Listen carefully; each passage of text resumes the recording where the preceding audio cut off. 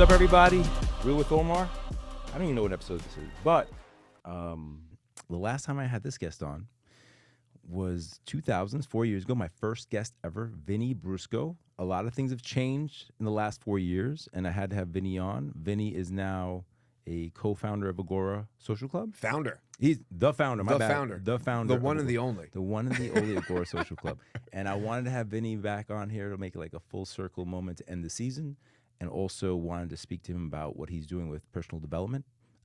And Vinny, thank you for being here. Thanks for having me. Full circle. Full circle. We were just discussing that a little bit. 2020, very different world. Pre-COVID. For both of us, pre-COVID. Yeah. Just FYI, we were doing it in his shed in the backyard, sweating our asses off. It was very hot. Yeah, because there's no AC in the shed. No AC in the shed. There was like a ceiling fan, but that definitely wasn't sufficient. Blowing hot air Yeah, everywhere. it was very hot in there. Yeah, it was back in the pod shed days. Yeah, and that was like when podcasts first started, and Yeah. I was trying to get into it, and you let's do it. I was like, fuck, let's do it, and then we did it, and and here we are. Now we're in the studio with lighting that we prefer. Right, it's cool in here. It's very comfortable. Yeah, it's very nice. The very tech, nice. the gears. I'm geeking out Yes, over all the equipment you have. He here. loves the microphone arms. I do. Just for people to know that. And so Agora, Yes. talk to me. Agora Social Club is a men's membership-based social club located in the heart of Larchmont. The idea is to get guys to connect, gather, and unwind. We do breath work, we do 5Ks, we do ruck walks, we do men's groups. And this started all about 6 years ago. I was having a conversation with my buddy almost every single day. And he was going through some stuff, and he called me one day and said, listen, you need to start a men's group. And I was like, And you're like, what's that? I was like, what does that even entail? So I reached out to a few people that I knew, and they were like, hey, this is kind of how we facilitate our men's groups. And the first one was 24 guys. We did it at American Legion, and I was pulling into a Starbucks parking lot, and this whole narrative in my mind came up, and it was like, what are you doing? You don't know what you're doing. Imposter syndrome. Big time. Okay. You have no idea. And what we're you're going to use a doing. lot of terms today that we're going to flesh out, because a lot of these terms people use, they don't know what they are, and I really am sensitive to them, because we all suffer from it at one point of our lives or another, and it's good to be able to identify it. Absolutely. And know that other people also they struggle with it. Yeah, and I think also it shows up in different forms, right? It could be one way for one person and another way for another person, but at the root of it, it's still kind of the same thing. Right. And most of it just stems from fear, right? Fear of stepping outside your comfort zone. So I pull into Starbucks. I have the internal dialogue of like, you don't know what you're doing. This is going to be a disaster. Call it quits. Before you even walk in. Yeah, before I even walk into Starbucks, this is before 4 hours before the meeting. Right. And I recognized the voice. I said to myself, thank you, first off. Thank you for trying to protect me, but this is not serving, and this is not how it's going to go down. We're going to do this meeting. And this is you speaking to yourself. Just to basically. clarify. This is me in the parking lot. Have an inner dialogue. Inner dialogue. Right.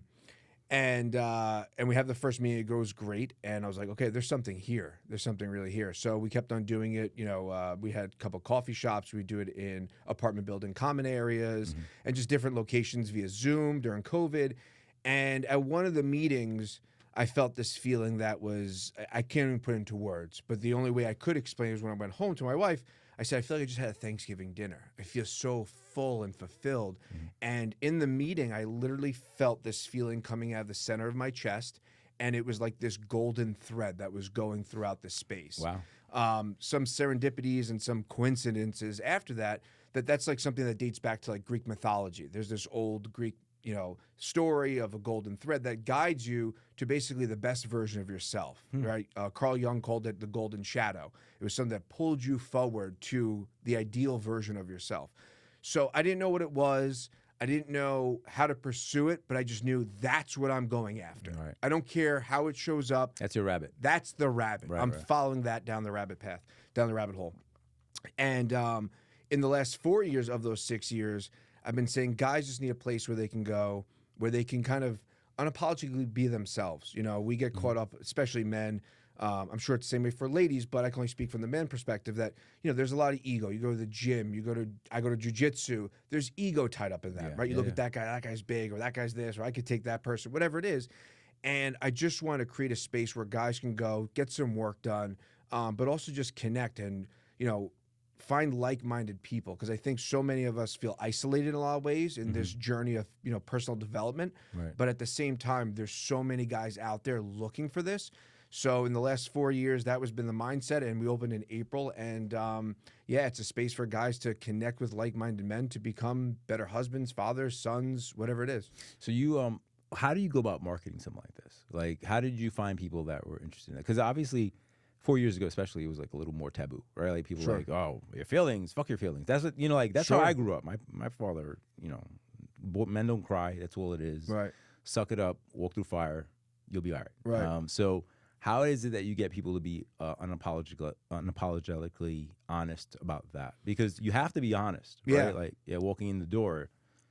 Everybody's posturing sometimes, right? Sure. Like, how do you strip that away? Or So it's case by case. I think sometimes, with some of the outside events like the rucks and the 5Ks, I think setting an intention to those 5Ks. We start usually most things with breath work, just a quick little box breathing, just to kind of ground ourselves.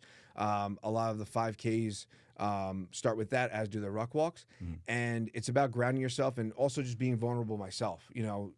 Things I struggle with. We have this thing on the ruck walks we call it the burden, and it's a 60-pound sandbag that you carry on top of the weight you already are carrying. Right. And it's a metaphor for the burden that we sometimes carry, that we sometimes feel like we have to carry longer than we need to. Right. So you get to a point where, like, I'm going to keep on carrying this burden, where it's like, nah, just offload it to somebody else. Right. And just conveying that message, I think, opens up the idea to other guys that this is all okay. It's okay to share. With the men's group, the Council of Dudes that I facilitate, we start with the breath work, and then I make it very clear that this is a space for you to show up as yourself, right? There's no judgment here. And if you judge, then you shouldn't be here, right? If, this is completely confidential, right? What you say here stays here. This is not wash women stuff and we're going to go yakking around. Like, this is important work that we're doing. And the more I show up and set those guidelines and also be vulnerable myself, I think it gives permission to other guys to kind of show up in the same way. Right. And you're being an example. You're being a leader. You're being an example. But I'm sure some guys that might have some hesitation. They might want to come in, but don't know how. Right. Yeah. Like they. So how do you deal with that? I mean, obviously, I think you had Jay do the run with you guys. Yeah. And you have a lot of different collaborators, Sure. which is good. Which allows people to see different versions of people, of men, doing things like that. Me coming from a Latino background, growing up, machismo, all that, that was frowned upon. They didn't do that, bro. Like, they drank.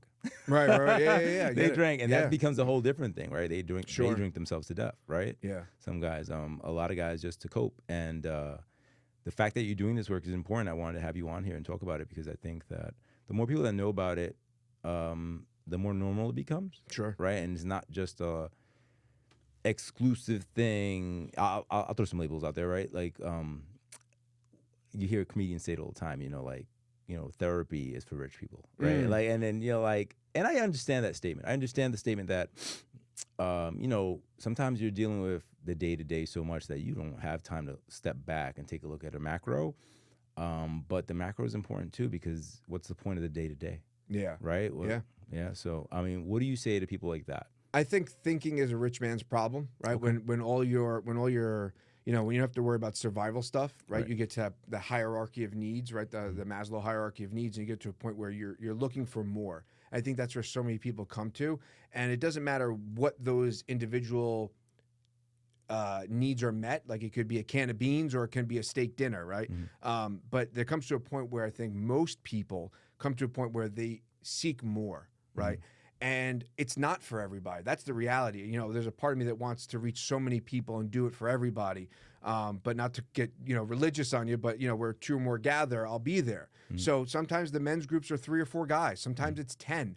The reality is not having a relationship and not having an egoic relationship to that outcome, right? I always say, like, the ego wants it to be Madison Square Garden, but the soul knows it doesn't have to be, right? And it's not for everybody. And so many guys step into it, and the first question is, like cigars and poker and stuff? I'm like, no, we do breath work and meditate. And they're like, but once you break that barrier and you introduce this idea of doing more and seeking more, I do believe that most people want to go to the depths of themselves. I think that they get off at the elevator at what's convenient. Someone said to me one time, not everything's so deep. And I was like, it is. You just get off at a different floor than I do. I go to the basement. You know, people get off at the 5th floor where it's convenient and comfortable and safe, Right. and they don't want to explore themselves. Right. And whether no matter what culture that is, you know, obviously there are some stereotypes with certain cultures that, you know, talking about your feelings. I grew up in a household. My dad's a vet. You know, I saw him cry a lot. PTSD you know, is a real thing. Yeah, I cry a lot. Like, I'll cry right now. You know what I mean? Like, I'll cry in front of my kids all the time. Right. I want them to know that it's okay to be vulnerable and let out your emotions, and that's a healthy man, right? I also am a purple belt in Brazilian Jiu-Jitsu, so I'm comfortable in a physical altercation if I had to be, right? I know we met through CrossFit, right? So it's important to have this physicality aspect to a man. I think is really important, but the emotional awareness and the emotional, you know, sophistication almost that goes along with that, you have to pair them both. The difference of, they say, a human and an animal is communication, right? But I agree with you saying, and I'll add to it that there's a time and a place for all versions of ourselves, right? There's, like, no offense, and you know, if you have a different opinion, please speak it. But you said your dad's a vet, and in the time of war, there's a version of you that has to be there that the other version's not really helpful for. Like, Absolutely. the empath not gonna do it. Bro. Absolutely. People are shooting at you. Yeah. You're like, Yeah. right. But then so that becomes the thing. The juxtapose is how are you able to tap into the different versions of yourselves? Because I think what we do as humans is we tend to compartmentalize, and sometimes we hide things. So then they talk about burying things because you want to protect yourself. Because if that was at the top of your mind all day, you drive yourself crazy, right? So you kind of bury it, compartmentalize. But you also have to also be able to go to certain parts. I'm using the brain as of your library and just open that up and be like, yo, I have to address this today, right? And because this is affecting me today, whether it happened 20 years ago or 30 years ago. For sure. But how do you become self-aware of that, right? Like, Yeah. is that just therapy? Is that, you know, just talking it out with people? I mean, how do you have that aha moment where you're like, oh shit, I got to talk about this or it's going to kill me? I don't think it's so much an aha moment. I think for me personally, it's been just kind of an ever-growing process.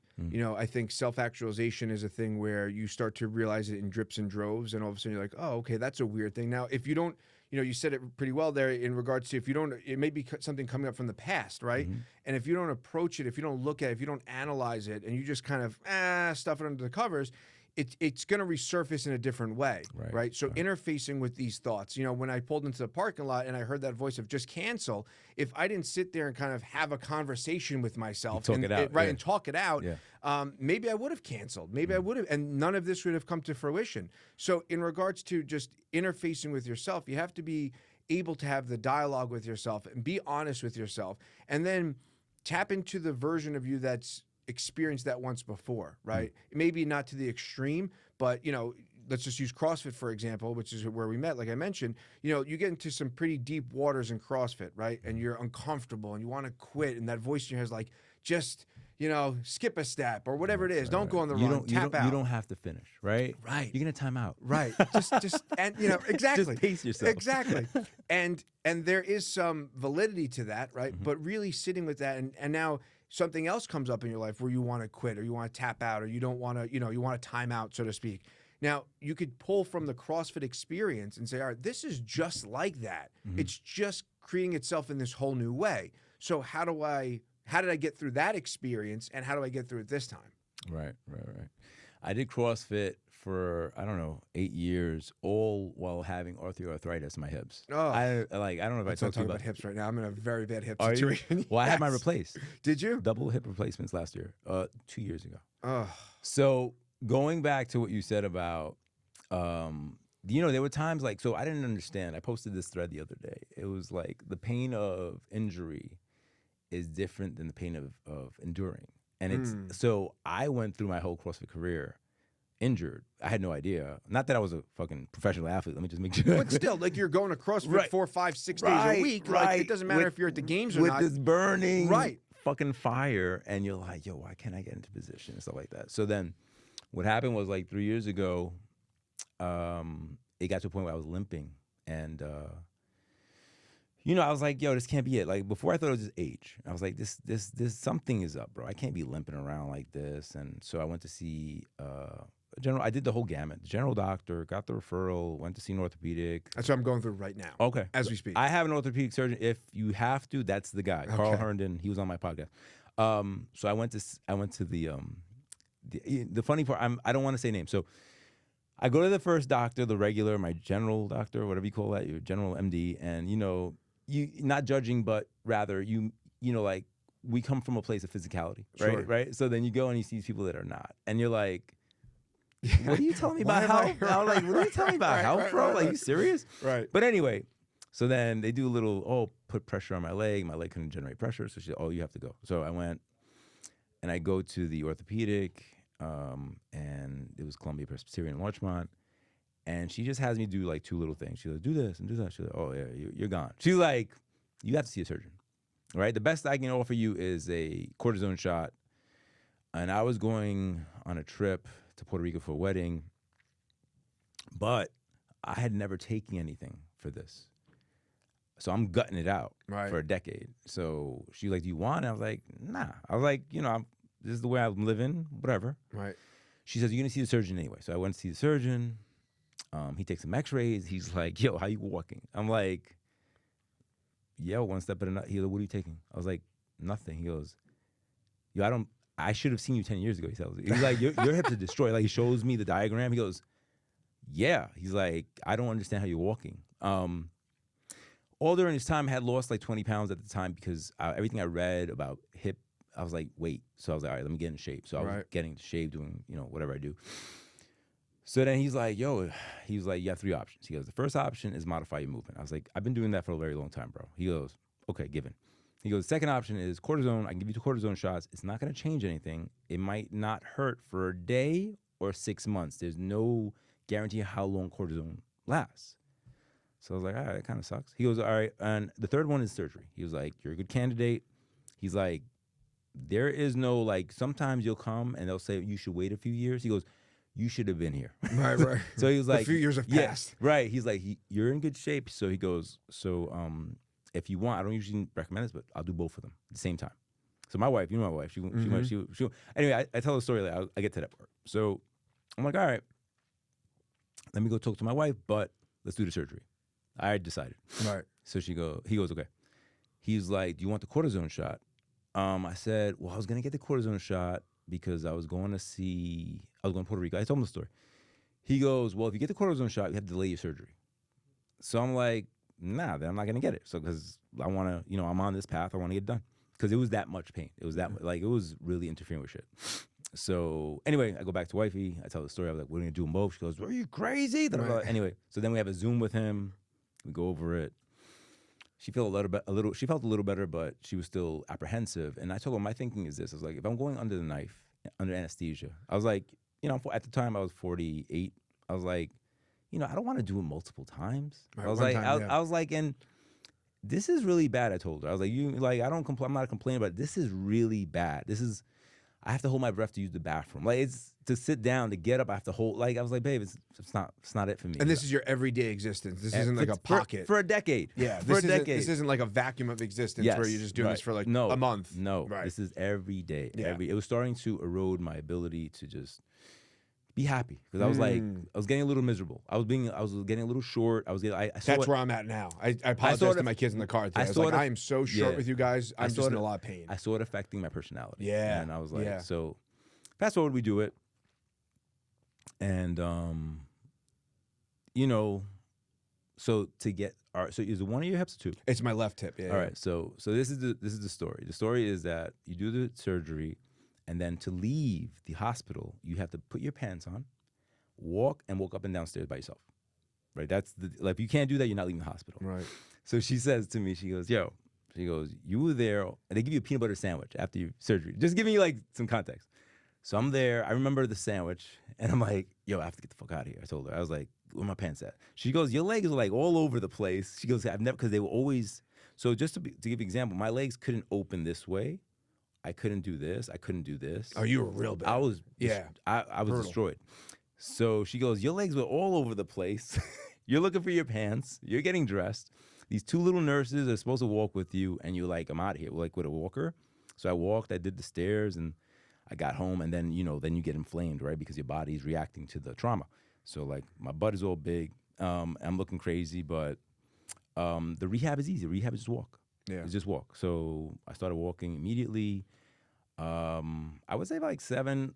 I mean, I'm playing basketball competitively now. I was playing it a little early, but the reason I was playing it was because I didn't want to let it sit with me where what I had just done Right. to start thinking, be safe. Be safe. So I just threw myself into competitive basketball. Yeah. And so, I mean, I'm not saying I was any good. I was like, because I was barely keeping my balance, but I was able to move. And that was kind of my therapy for my mental, right? Sure. Just to use that as an example, because everybody has different methods, right? Yeah. So for me is you got to go in the fire. Like, it's like the cold water, the plunge, right? Yep. No, I'm not gonna touch it. Oh, I can't do it, it's too cold. But you just fall into it, you're like, fuck, it's done. Yeah. Right? So Yeah. that's kind of the way I approach life. Yeah. So yeah, man, if the only thing I can tell you, if it's something that has to be done, I wish I would have done it sooner. Yeah. Because I had no idea this is not how it's supposed to be. Well, that's and then you take that as a physical pain, right? And there's people. I was actually thinking about this just the other day.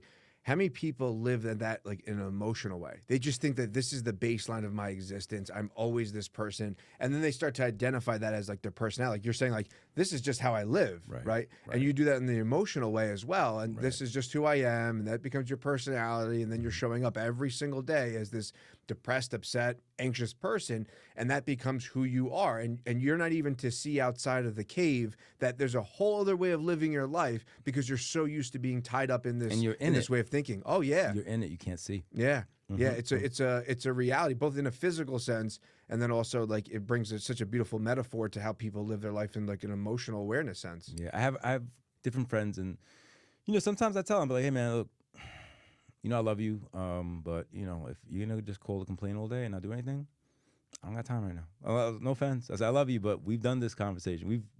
We've played this about 10 times already. Like, either you're gonna change something or nothing's gonna change, and we're gonna just be here. And I said I love you, but I'm kind of busy. Like I got shit I gotta take care of too. Yeah. My last conversation with Mike, the guy we met off camera, he's talking about being a little selfish. And one thing I've noticed is that, I'm the patriarch of my family. I take care of my family. I took care of my mother until she passed. I'm good. And then sometimes you have to just kind of like take a second to recharge, because if you don't recharge, you're on fumes. You're on fumes, and you can't be the best version of yourself for anybody. Forget yourself, your husband, your wife, your kids, your friends, your people that work for you, like all your clients, like you're short, like all that. That's a true thing, and I wanted you to talk about that because me saying is one thing. Having somebody who actually deep dove into this is something different. Well, I think, and it's funny because I think metaphorically, again, bringing it to the hip thing, I think that's where I was. He's talking about the hips so much because it's fucking with me. My right hips now. are killing me. But I think that's where I was. I think I was a ball of tension. I have very tight hips to begin with, just starting with that. And I think that I was just stressed, tense, anxious, feeling a lot of different emotions that I really wasn't handling in the healthiest way. Okay. And I think my body was just this tight ball that was just ready to snap. And then the proverbial straw that broke the camel's back happened. And it almost forced me to slow down and recalibrate and kind of look at things from this perspective of like, okay, where were you kind of spreading yourself? So then I call it juggling chainsaws, right? We're just, in the circle, right? And you can't if you stop, you'll lose an arm. Exactly. Exactly. So, it's so important to be able to step back and have and allocate and look at what's the playing field, right? Look at the chessboard and say, all right, what are my moves? And so much of that is feeling based, right? A big part of, the coaching that I do is, creating that feeling that I felt inside of that men's group, that golden thread, right? How do you feel into your way through life? And, we definitely live in a culture that promotes that grunt work. You have the David Goggins of the world, which are so admirable.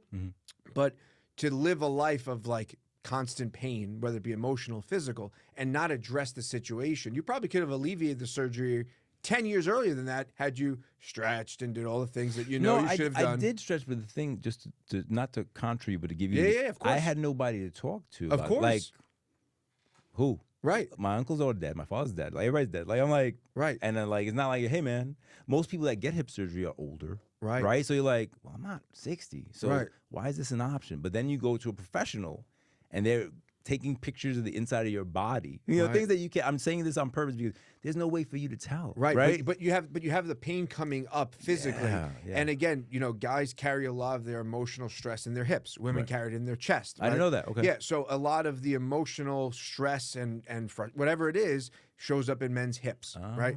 Oh, okay. So there are signs, like, again, for me, I have very tight hips, but there are signs of saying like, you're a little tense right now. You're feeling a lot of pressure. Maybe like dive into the actual physical feeling. But what is that feeling? There's a great book called The Body Keeps the Score, and it's like that all these parallels of physical pain represent some form of emotional, mental, you know, pain that's also arising in your body, and then it gets expressed in these different areas. Physical manifestation of pain. Exactly, Got you. exactly. And I think that that's what I was coming up against currently is that, Right. you know, there's a lot of stress and all these other factors that I wasn't really handling in the best of my capacity. And now it's like, okay, you don't want to slow down. Now I'm going to make you slow now down. We're slowing you down. You Right, know? Right. And now you haven't gone to see the doctor yet. I went to 2 chiropractors, and Oh, so you're just getting adjusted. I'm just getting adjusted. I have an appointment actually tomorrow with an ortho to Yeah. get an idea of what's actually going on. You need and, the X-ray, bro. and we'll make the adjustments accordingly. But Yeah. it definitely messes with your temperament, right? Like, Yeah. I'm just irritable. I'm frustrated. Mhm. You know, I keep on saying like, this is such a waste of time. I'm wasting so much time. And What part? The part being hurt? just being hurt, not being able to go train, not being able to do the things that, you know, to the best of my ability. But at the same time, like, that's what got you here, right? That's kind of why you're in this situation. So now use this time to stretch, to slow down, you know, bring some awareness to the space and see what happens from there, right? Let that emotional piece kind of guide you, so to speak, and, you know, let go a little bit. Right. So yeah, you have to. I mean, stretching is gonna help until you figure out what's really happening. But, yeah, it just you've probably modified movement and you don't even realize it yet. The way you walk, the way you talk, like the way you lean to the side. Because what happens course. is your body's compensating all the time, right? So it's like, oh, this one hurts, the left hurts, so the right, let's go to the right. Yep. And eventually your right foot's gonna hurt because you're like putting all your weight, like, you know, it becomes that. Yep. That. Are you still grappling? No, I haven't rolled in 2 weeks. I was gonna say, yeah, because that's impossible. Because you gotta hook your legs Oh, out. I can't do anything like that. Yeah. The thought of that is like excruciating. I'm like, no way. What was the thing that broke the camel's back? It was my son having so my son was sick and he was doing the nebulizer, and that's a steroid. So it's very common that they'll get super jacked up, and he was Super just hype is what yeah, you mean. super hype. Yeah, Yeah. He was all hyped up on nebulizer, Right. And he was just having a complete meltdown. So I tried to kind of calm him down, and I was like, all right, dude. And then I just kind of twisted my back, and the minute it happened, I Lights. felt it. I was like, oh. And it happened once before. You I like, hernia disc. But give me a second. I'm like, dude, just back up, man. Just give me a minute. Dad needs a minute to breathe here. Yeah. Yeah, those deep breaths of like, Yeah. the shortness. Yeah. Yeah.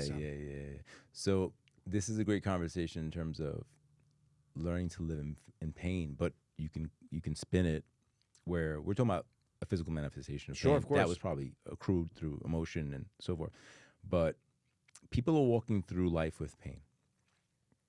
Some people revel in it. Some people, for me, for example, like I've been through some pretty painful parts in my life when my mother was passing and she was getting worse and worse. And like, you know, like you go into like some version of yourself. It's kind of like a zombie because you can't be too emotional, because if you're emotional, you'll be crying all day, every day, and you can't function. You can't be a father, husband, wife, you know, whatever you're going to be. Like you can't be the person that you're supposed to be to everybody else.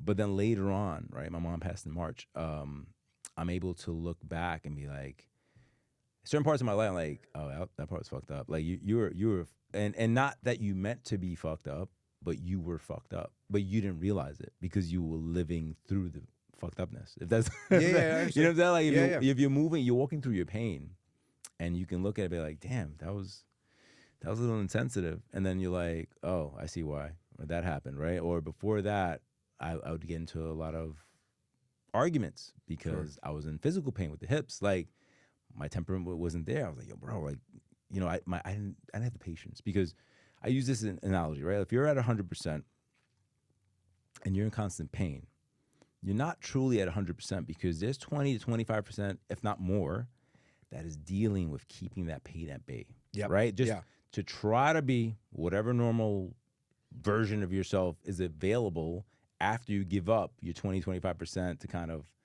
not bug out all the time. Yeah. Right? Yeah. So now we have a bunch of people or humans walking through life at 75, 65, 60, whatever, 50% of what they could be to themselves, to their kids, to their spouses, to their parents, to everybody, because they're not unpacking that shit, right?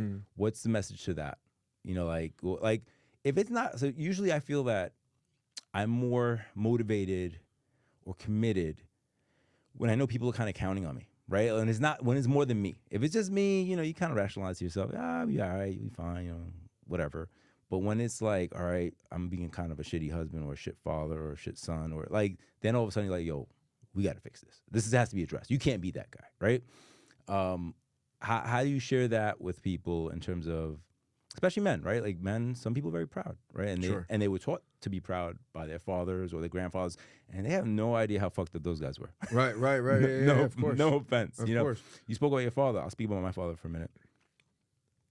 The guy would ball out. He would ball out because he'd get PTSD, you know, and I'll share it, like in Vietnam, you know, they get sent on assignments. Yo, clear the village, you know, like kids, women, it doesn't matter. Clear the village. And, you know, they have this conflict with them. They're like, yo, Of course. you serious? And they're like, and you know, the people that are giving the fucking commands are not there. Yeah. Right? They're 30,000 feet. Yeah, they're playing or wherever. They're far. But I'm like, and it fucks with you, man. It fucks with you. And a lot of our guys came back, you know, from Vietnam especially. They were like high on heroin because opium was a big thing that was introduced over there because they were coping with the shit they had to do, right? And then who do they talk to that about? Like they can't.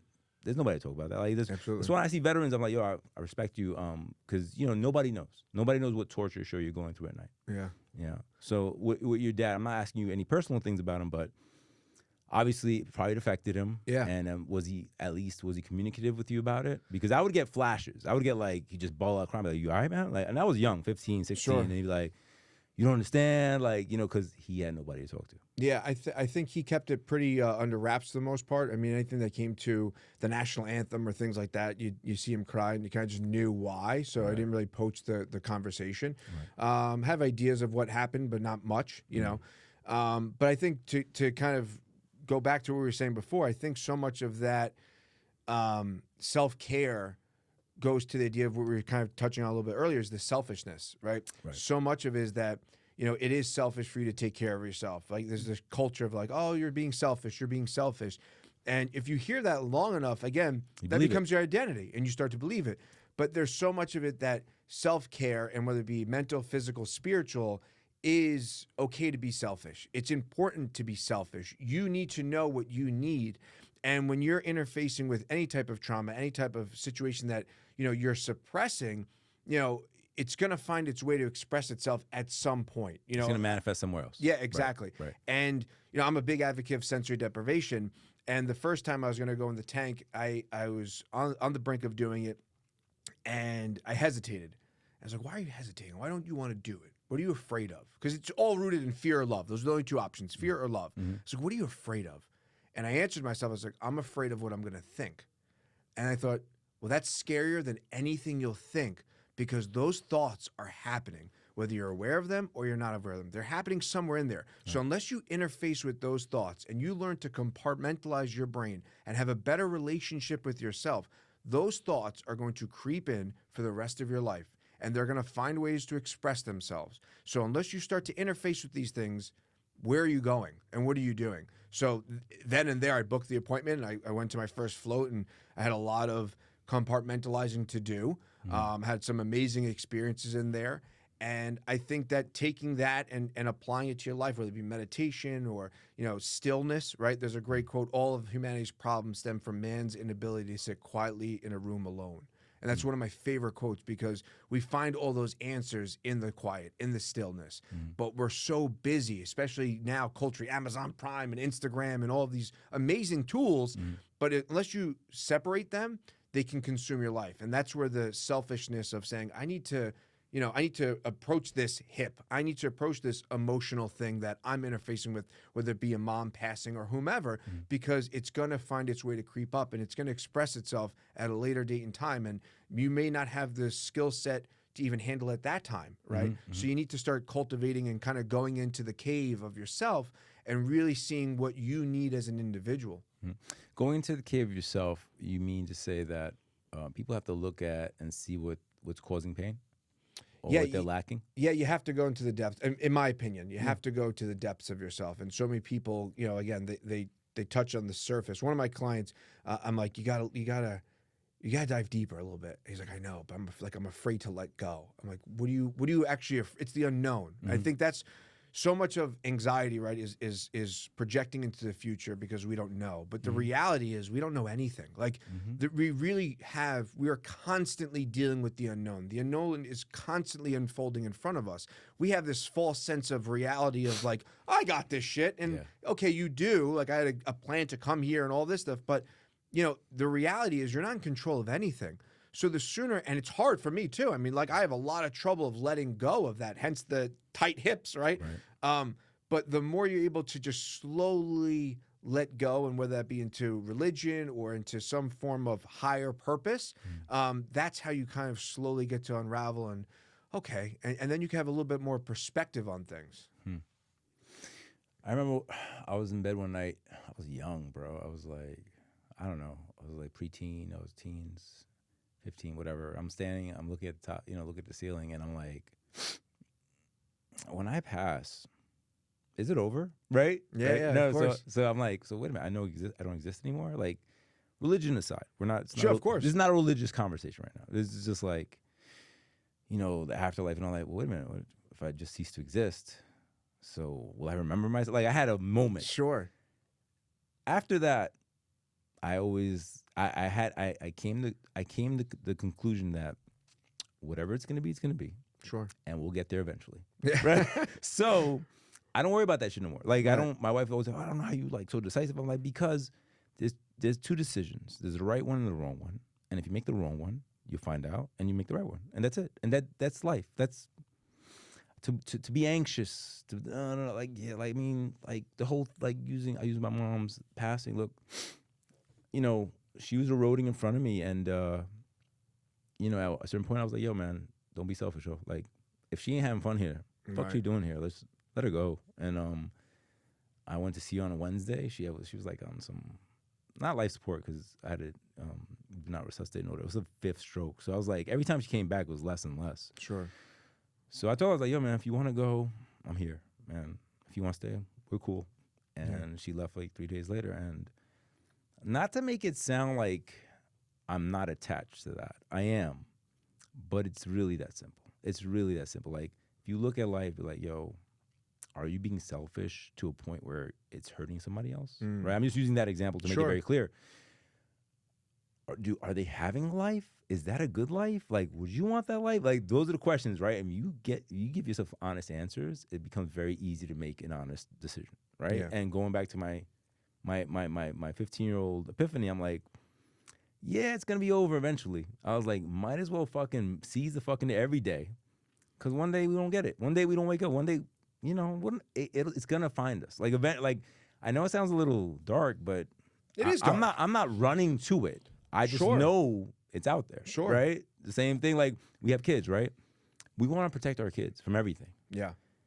But the world is waiting for them. Absolutely. And you cannot walk with that brother or daughter, like you have a daughter also. You can't walk with your son and daughter forever. You can try to prepare them for as much as you can. Absolutely. The rest you gotta, I told him, you're gonna fall, just get up. Yeah. And I if you need me, you come get me. But eventually you're gonna be a man, you're gonna be the head of your own household, and you'll have people that look up to you. So I give him all that, and I never had these conversations with my pops. Like, he's like, shut up. Go get me my beer or whatever, or have my cigarettes. My pops was a big cigarette guy. So I try to have the conversations that I wish I had had when I was young. Yeah. Are they doing good? I don't know. I'll let you know later. I don't know. Like, I do it in faith. I think it's good, but I don't know. Yeah. So many things come up for me in that. So first is that, there's an old Stoic philosophy mindset of memento mori, which is, basically meditate on your death. Like, realize you are going to die. Yeah. It is going to happen. It is the inevitable. No one escapes it. And then what is your relationship with that, right? Mm-hmm. My daughter, who's 9, she asked me, this is a few months ago, are you afraid to die?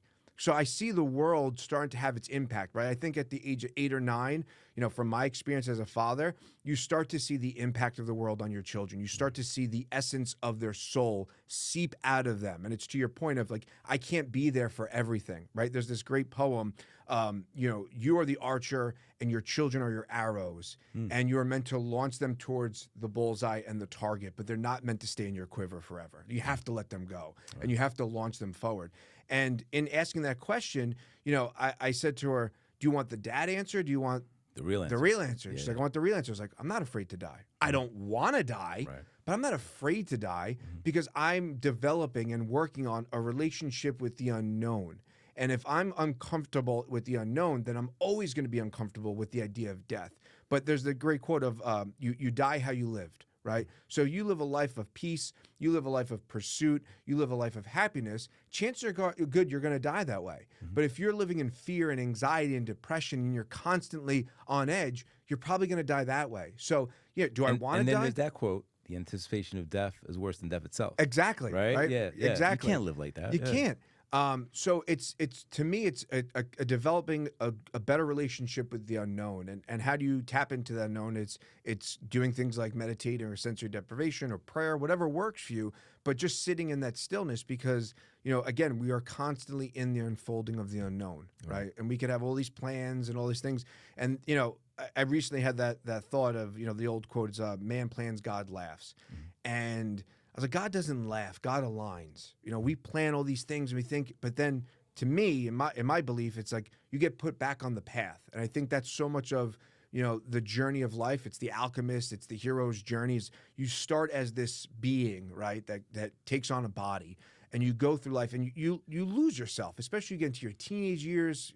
I mean, you know how it is. You go right? experience. You go experience. yeah. But there comes a point where you circle back to the person that you were in the beginning, right? And I think so much of it is through trying new things, exploring new things, playing, right? We lose that as adults. We lose that idea of like the magic of the world. The world is a magical place. And it's something that I do with my coaching clients is like realize the magic that's happening all the time, right? It unfolds in front of you all the time, and tap into that. Like allow that to guide you in some way, shape, or form. And there's a process to that, but I think realizing that we're not in control and being comfortable with the unknown is huge. That's a big ask. That's Yeah. because you need a certain personality for that, and you have to have a certain amount of confidence, right? Because to say, to your point of, I don't want to die, but I'm not afraid of it, means that, to me anyway, means that you've been living your life in the right way for you, right? Sure. Because you live, like sometimes like there's certain people that always think later is gonna be the time they. Yeah. And I'm not preaching irresponsibility. I'm just saying grab some happiness while you can, I'm not saying all day. I'm just saying, Right. certain parts of the day, grab some happiness because you don't know what tomorrow is. You Sure. don't know if tomorrow's coming. So, and I'm not saying to say that to live anxious about it. To your point, just be okay with it. Like, as you grow, like different things mean different things to you. And me leaving like my family in a financially stable place is important as a 50-year-old man now. When I was a kid, you just want to fucking go out and blaze glory. Right. Right. Yeah, I just want the movie. And now it's like, well, I want the movie too, but I want to make sure she's all right. And I think that's because when I had to bury all my parents, right, I was the guy. Like, they didn't leave anything. Like, it was all fucked up. Sure. You know what I mean? So I was like, all right, I got to figure this shit out. And I don't leave that burden, right? That burden on others. But this is all, I'm talking about this because it's my individual journey. Sure. And everybody's going to walk on theirs, right? So, like, some people can't understand what it is to be the call of, there's nobody else to call. We have to call this guy, right? Like, some people live in a good zone of being the son or the middle child or whatever, right? But being at the top, like, there comes some responsibility to it, but you got to be willing to accept it and, the good with the bad. The good is that you get to make decisions that other people don't get to make, and the bad is that you get to make decisions that other people don't make. For sure. You saw what I did there? But I do think everyone experiences it in their own version. Yeah, I think that maybe it's not that, but it's something else. Yeah. And a huge part of that, I think, is also reverse engineering where people come from. I did it with my parents. I've done it with, why do they show up in this way, right? Good, bad, or indifferent, right? Why are they so great? Why are the why? I want to know the why. Exactly. What's the why behind it? Jokingly, as a father, you're going to fuck up your kids. Like, no matter what, no matter how great of a parent you're going to be, they're going to be sitting across from someone in a therapist's office and saying, my dad did this, right? Whatever it may be. So you have to also accept the fact that you're going to make mistakes in life in general. That's it, period. But I think also sitting and reverse engineering where they came from, what's their story, what were their parents' story, how did all this come about, and why are they showing up? Right. Try to understand. Right. Yeah, why are they showing up the way they are? Right. And realize that they're doing their best too. And I think also, realizing and having moments like there's a line of demarcation in my life where I could vividly remember the moment where I realized that I have the power to show up in a different way, right? I could respond to life versus react to it. And if I'm able to capture that moment, right? And it could be with your kids, whatever it is. When my kids or whatever it is are getting to that point where now I say it out loud, Dad's getting really frustrated, guys.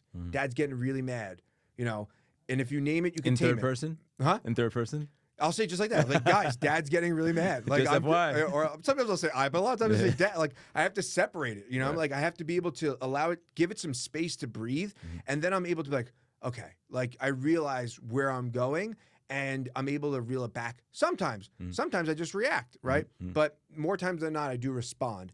And there was a moment in life, a very clear moment where I said, oh, I don't have to react that way. I could show up in a way that's in alignment with who I want to be and who I am. Right. And if I'm going to be this person, the future version of you requires the future version of you now, right? If you're going to be that guy, right, then you need to be that guy now, not tomorrow, not in a week from now. You need to show up in a way now that's in alignment. Exactly. Today's That's in alignment with who you are and who you want to be. Right. That's how you get to that version.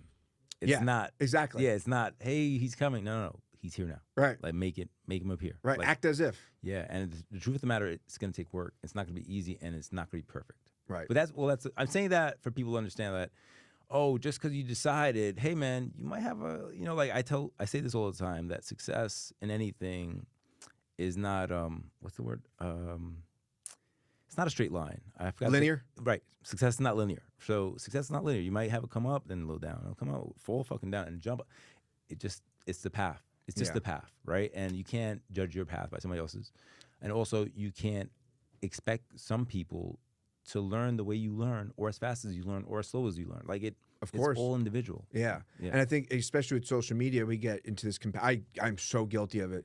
This comparison mindset, right? And there's the great quote: "Comparison is the thief of joy." It really deprives you. And I use it with my kids all the time, but it really does deprive you of your own potential and who you are. And exactly to your point, everyone's journey is different. And the more we get caught up in social media and Instagram likes and hearts and thumbs up and all these things, it's so easy to fall into that trap of comparison, and it seemingly doesn't ever go away. You just have to learn how to navigate it a little bit healthier. I have a different relationship with that, because I think that at some of the low points in my life, online looked like it was the best parts of my life. So I'm very clear with that. None of that means anything. Like that to me. Well, to me, I'm a so-called whatever influencer. I've got $30 from Reels, so I feel like I'm an influencer now. There you go. Like it doesn't mean it's a construct. Yeah. It's really, to use the Matrix, right? It's a construct. And to even go further into that, like I share what I can, and I try to share things of value to help people through their day. But there's some people that just share a lot of negative shit, and you're like, bro, like, stop. Right, yeah. And you unfollow people like Sure. that. But some people are very comfortable with just, I guess, shitting the bed all day, like just talking about how bad things are. And I'm like, if you spend more time trying to figure that out instead of just like vocalizing it so much more, because I believe if you're vocalizing it and you kind of like fermenting it is the word I'm going to go with. Yeah, no. You're just perpetuating it. Sure. Because you're hanging out in it. It's, Yeah. it's like, oh, I have to lose weight. All right, bro. Don't go to the bakery anymore. Like, like little things like that, right? It becomes, what do you mean? I'm like, yo, bro, like, don't have the coffee with whole milk.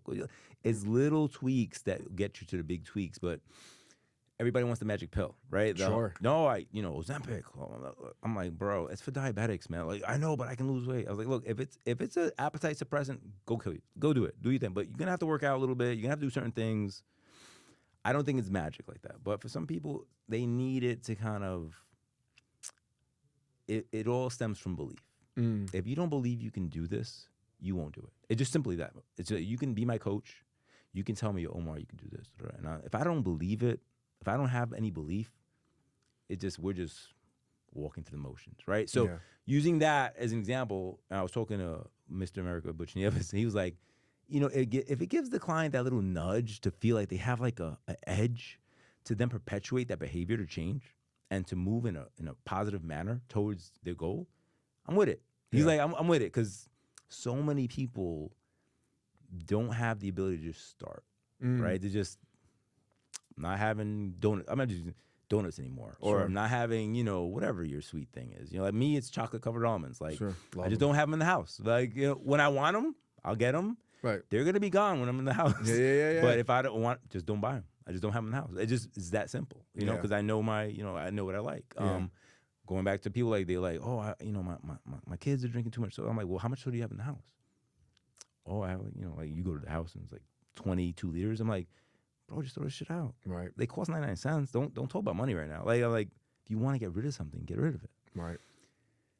It's that arbitrarily simple, yet so hard. Yeah. So how do you advise people that way? Because I know to us it might seem simple, but to somebody who's in the cave, as you say, they can't see it. It's like just so far away. Yeah.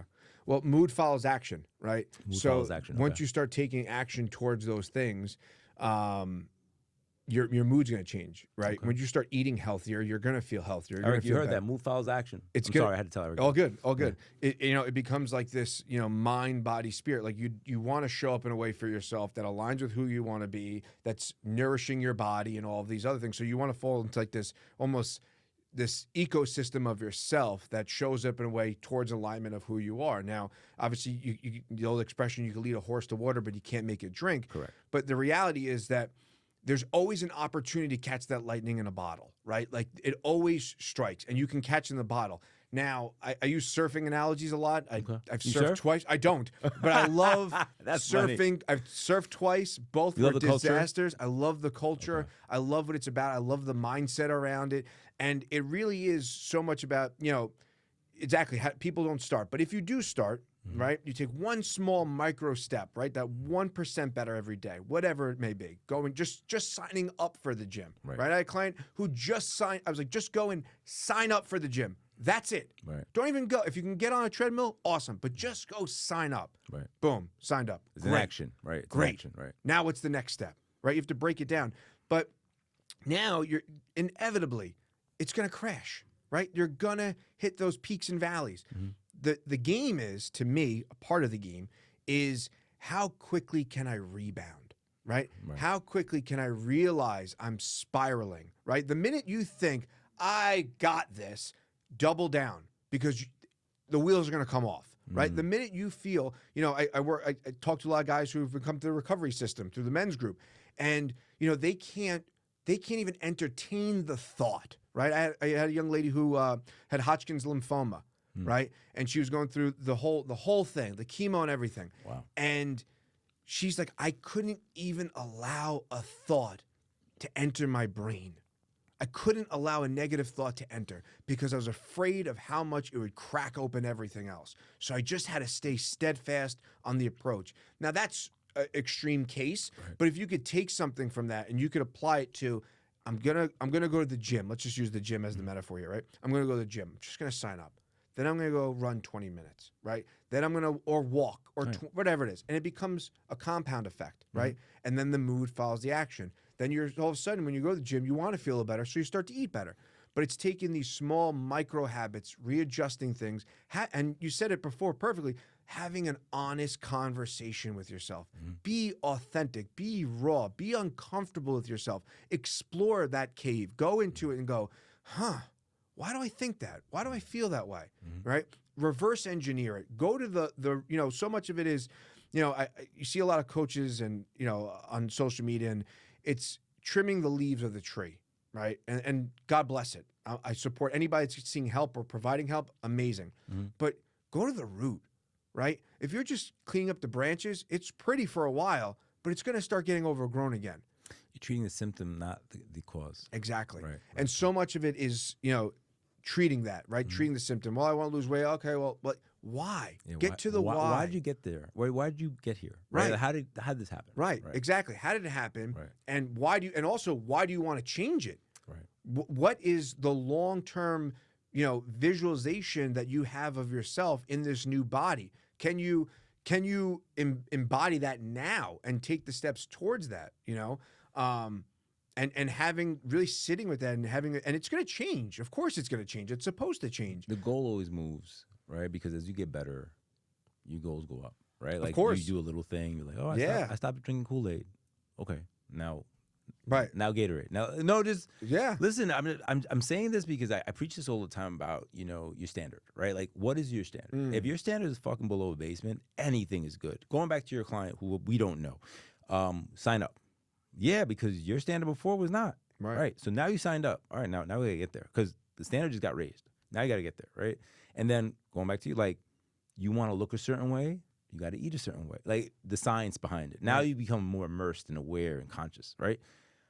But it all stems from how bad do you want it? Unfortunately, what I've seen too many times is that usually it's a reaction to some sort of crisis, like usually a health thing. Sure. I'm diabetic now. Okay. Right. How do we get here? Right. But diabetes, I've had people who've had diabetes and then not have it. Sure. Right. Through hard work. But it goes back to how bad do you want it. Unfortunately, most of us, I'll use myself as an example. With the hip thing, I was still trying to be in shape and whatever. I was heavier. I'm 228 now, but I was 250, 260. And it was hard and I didn't understand. But I understand now. Like when I wake up with no pain, I'm like, fuck yeah. I'm like, yo, anything. Because for a decade, bro, I was like, oh my God. Oh, the dogs use the bathroom. Oh, I gotta pick that shit up. Yeah. Let me hold my breath. I lived like that for a long. So now I'm like, let's go. What else? What else we got? Right. Yeah. It becomes your standard. Only because I lived like that for 10 years. Now I'm super pumped. And not that I wasn't pumped before. I was always a positive person, but I was just living in pain. Yeah. Right. And luckily I didn't let it put me in a dark place where I just became negative and depressed, because that could have went the other way too. I could have just been accepted it. I was pain. It's too much. Let me just sit down. And a year or two later, I'm 320 pounds. I'm a big dude. So it's easy to gain weight. Right. Sure. And in the markets that I'm in, like mortgages and real estate, everybody wants to be social and drink and eat. And, it's very easy to get big. Sure. So I'm happy I didn't go that way. Luckily, a lot of it has to do with my wife, who I'm married to, and she keeps me straight. But I'm every day I'm grateful because I know what the other part is. I lived like that for a long time, and I didn't know there was going to be relief. I thought this was it. As I walk towards, whatever. Yeah, but why do people have to wait until it gets to that point? Why can't it just be that you realize that you're uncomfortable, or that you realize that you're down a path that no longer is of service to you? And are you able to turn around? I don't drink. I haven't had a drink in 2 years. I have no relationship with alcohol. I was never an alcoholic. I didn't have to go through the recovery system. I just realized that drinking was not aligned with who I wanted to be. It does not serve you. Doesn't serve me. Right. And I go out and, my wife now knows, I don't drink. So if we go out to dinner, whatever it is, and people having drinks, I'm just having seltzer. I'm good. Cool. Yeah. But the odd thing is that you become the pariah. You become the weird. When I'm at work, right, and I'm having steak and dates and honey and fruit, that's weird. But if I was having a cheeseburger, which I love cheeseburgers, but a cheeseburger with soda and fries, that'd be fine. If I was ordering a sandwich with the guys or pizza, cool. But I'm sitting here having a steak with dates and fruit, I'm the weirdo. Cultural conformity. Absolutely. Yeah. Absolutely. And do you have to wait until you get to that point? Or are you able to recognize I'm in pain, or emotional pain, physical pain? I want to change something. Rather than having to get to a point of diabetes or death, right? Death's a great motivator. Yeah. But rather get to that point, are you able to turn things around and have the awareness? Because you have the awareness around it. We all know what we should be doing. Yes and no. I don't disagree with you, but I do. Where I'll say is usually it's who you're around, right? They enable. Because going to your point, let's go to McDonald's. When I was I love McDonald's. Of course. Sure. Boom. Let's have a drink. Oh yeah. Of course. Why not have a drink? Oh, come on, Joe. Watch the game. Yeah. All right, man. So, all right, shut the fuck up. I'm having a drink. Now it's different, right? We're older. We're more confident who we are. We know who we want to be. And I mean, I don't know about you, but I'm very selective about who I'm around. Sure. Right? Like, I mean, work is work. We have to be exposed to people for work. But as you get older, you know that you can control your environment. And what I mean by that is like be at places or not be at places. Like, if I don't want to drink, I'm not going to be at the sports bar every day. Right? Like when I was a kid, that was a big thing. We were at the bar every night, we were drinking, hanging out, whatever. Sure. Now I don't want to drink, so I just don't go to those places. It is what it is, right? That's just what it is. Like I'm okay with that, but you got to be okay with it. Some people get the social pressure, right? And going back to changing who you're around. No offense, but the people that start with you don't have to end with you, right? Yeah. Yeah. And That's some a tough people, lesson. and some people are in your life for a season. Right, not the whole thing, and it's cool. It's not a judgy call, right? Like if we're going to a wedding or whatever, of course people drink. They're happy. I'm happy for them too. I haven't drank in a while too, maybe a year, maybe more. Wifey hasn't had a drink in 2 years. She didn't like it, didn't serve her. I love my wife, and I ride with her. So it just became let's not do it. Sure. It wasn't like I was like, oh, I'm gonna miss. Bro, I had a liquor store and a nightclub. Yeah. I drank enough. The 90s were pretty crazy. So the early 2000s was a blur. So I know what it does to you, and I'm Sure. okay with not having that. But to your point, it also becomes, like I didn't have anybody to speak to about my hips, right? Because I didn't know anybody. Sure. So I was ignorant. So until it got to a point where it was fucking me up, like every day, I was like, I gotta figure something out. And I didn't go to anybody. I said, this is what I'm gonna do. I broke it down for myself. This is what we're doing because we got to figure it out. I got a plan of action. I took action. That was it. I don't know if I wasn't in pain, would I have done that? If I wasn't in as much pain, would I have done that? I don't know. I would have thought maybe this is it. Yeah, but I think so much. I mean, there's so much information out there now. Like in opening Agora, I didn't know how to open a business, LLC, S corp, open a bank account. I didn't know any of that stuff. But if again, you had said earlier, if you want it bad enough, you'll figure out a way. Yeah. And I think that obviously we get analysis paralysis, right? We need to know all the answers. I need to know again the unfolding of the unknown. You have to be okay with failure too, right? Failure is a great teacher. And to your point, in surrounding yourself by people that are aligned. Again, going back to my kids, because I think they're one of the best mirrors for life. My daughter, who's 9, she doesn't have many school friends, right? And she'll say, oh, this and that, and she's going through it. And I'm like, you have to find you found your people in these activities that Find you your do, tribe, yeah, right? yeah. You do acting, those are your people. You do Girl Scouts, those are your people. Like these are the people that when you leave their presence, you feel invigorated.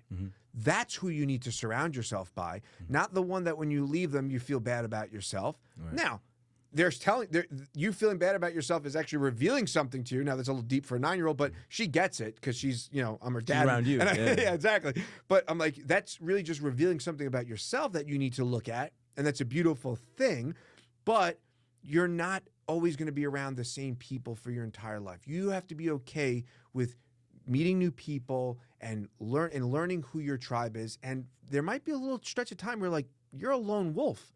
And I think that's what a lot of guys come up against too, is this lone wolf, James Bond, Jason Bourne, identity that is so glamorous in some ways, right? Just this debonair guy. It's been glamorized. Exactly. Let's say that. Yeah. Exactly.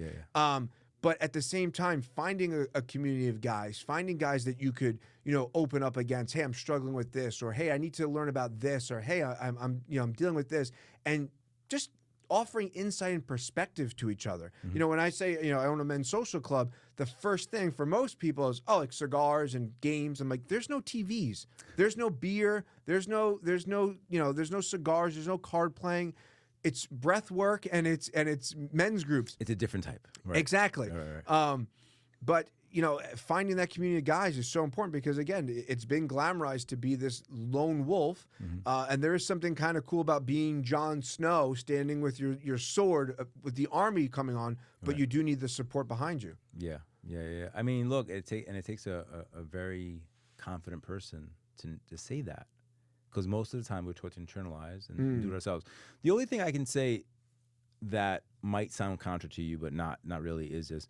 The only part that I feel that is not dictated by a group is your certain ethics, right? And ethics meaning your work ethic, how hard are you willing to go, how long are you willing to go, like, you know, like that I believe is super individual. Sure. But you know, like, not to say that people of different curriculums are not handy in a way where they'll be like, all right, maybe you should just chill, maybe.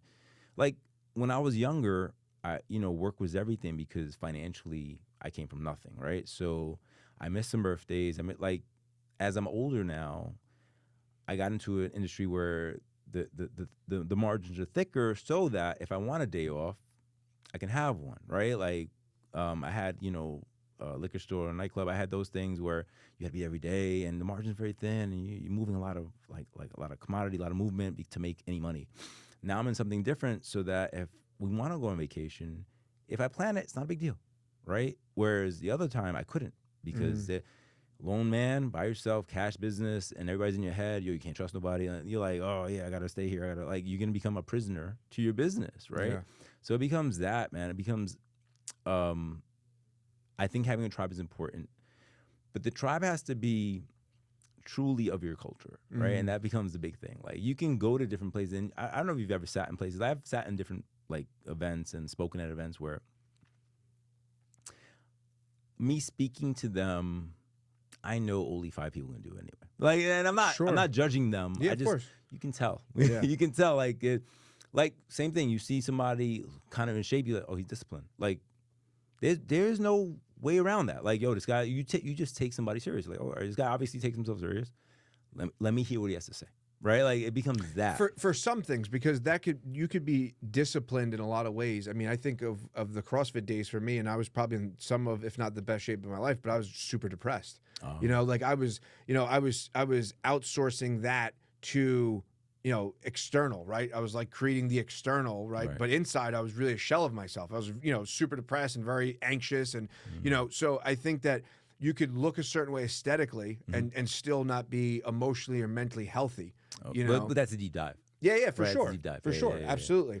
But exactly to that point, I think, listen, the journey itself is very individualized. I think that, you have to learn yourself. But as you're on the journey, you're going to come across people that, promote you and push you forward and push you on your journey and align with you. And you're going to come across people that are not going to. Yeah. And again, you have to stay individualized and stay focused on who you are and who you want to be and how you want to show up.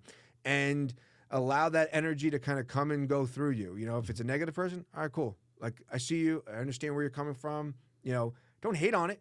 It's just that's where they are on their journey, right? Like, I can't bring myself. I say a lot. I won't go in the mud and play with the pigs. I like that one. Like, Well, you made that one I up? made that one up. Okay. Maybe, I don't know. Yeah. I've never heard anyone else say it. Yeah.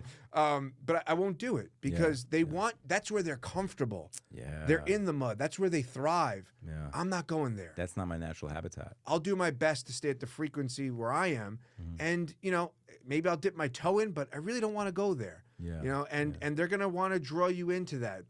Energetic vampires. They're going to pull you in, and that goes back to the point of realizing that you have a choice on how you want to respond or if you want to react. Yeah. And it's in that moment that you choose how you want to show up in that next moment, and that is also in alignment with the mood follows action. Yeah, sometimes I get asked the question, like, what do you think about that? And I'll say some shit. I'll say this.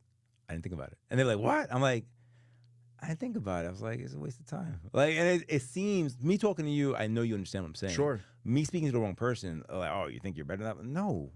That has no it's not serving me, man. Like, who cares? Like, who cares? Oh, he was sleeping with that one. That's great. Right. Then today's Monday. I gotta go. Right. Like, you know what I mean? But going back to that with the the pigs in the mud. I love that one. Yeah, because what happens is evidently even if you try to stay like here, and I'm using this as a metaphor, Of course, in terms of your integrity, just engaging in certain conversations for a long amount of time will affect you. Right? I don't care how strong you are. It will affect you. It will affect you. So, absolutely. I mean, it's a part of your diet, right? Yeah. What you watch, what you read, what you consume is a part of your diet, right? You know, I don't watch a lot of TV. I really don't. Like, I'll watch a couple shows with my wife, but that's pretty much the extent of it. You know, there is a part of me that always is so romanticized of just going in my basement and like buying a PlayStation 5 and sitting and playing PlayStation for hours. Right. But I know the minute I sat down and started playing it, I'm like, I gotta go do something. Like, this is a complete waste of time. Like, I don't, you know, I'll read some comics, you know, because I like the idea of reading fiction.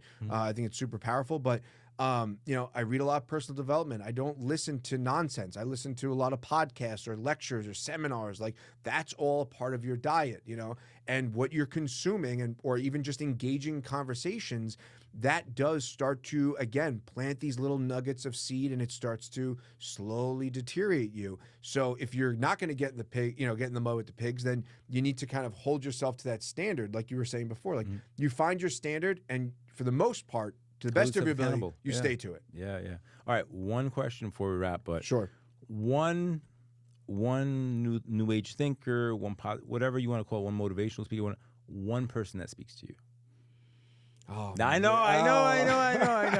Everybody does. Oh, you know this guy, you know that guy. I'm gonna talk. I'll go first. Jim Rohn. I don't know much about him. Okay.